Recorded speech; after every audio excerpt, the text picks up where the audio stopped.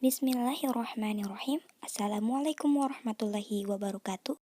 Kali ini kelompok 6 beranggotakan Nur Azizah NPM 21 11 12 15 dan Nurul Wafa NPM 21 11 12 17 akan memaparkan makalah ulumul hadis dengan judul pembagian hadis berdasarkan kuantitas.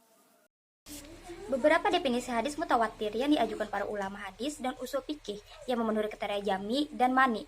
Antara lain, artinya setiap khobar yang jumlah perawinya mencapai bilangan yang secara adat mustahil terjadinya kesepakatan mereka berdusta.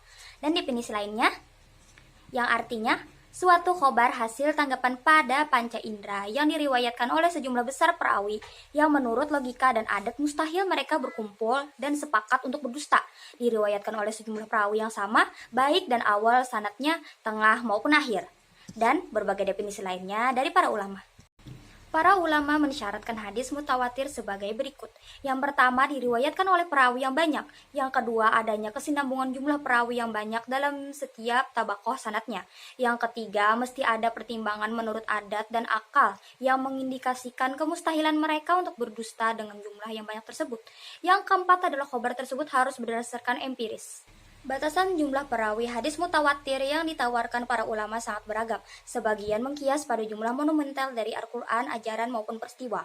Pada sirah Nabi SAW seperti 4 orang saksi zina, 5 Nabi Ulul Azmi, 7 Ashabul Kahfi, 4 orang minimal dalam sholat Jumat, 300 orang lebih peserta perang Badar.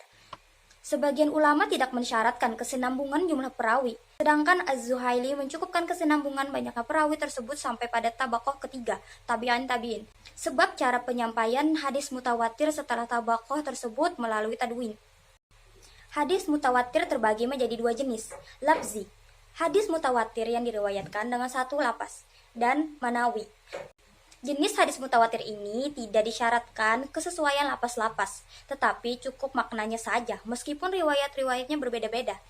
Sekian dari saya dan akan dilanjutkan oleh saudari kita, yakni Nur Azizah. Terima kasih banyak. Bismillahirrahmanirrahim. Saya Nur Azizah yang akan menyambung pemaparan materi daripada saudari Nurul, yaitu yang B, hadis ahad. Menurut definisi, hadis ahad adalah hadis yang tidak memenuhi syarat-syarat hadis mutawatir. Definisi tersebut dikemukakan oleh para ulama yang membagi kuantitas hadis kepada 2, yaitu hadis mutawatir dan hadis ahad.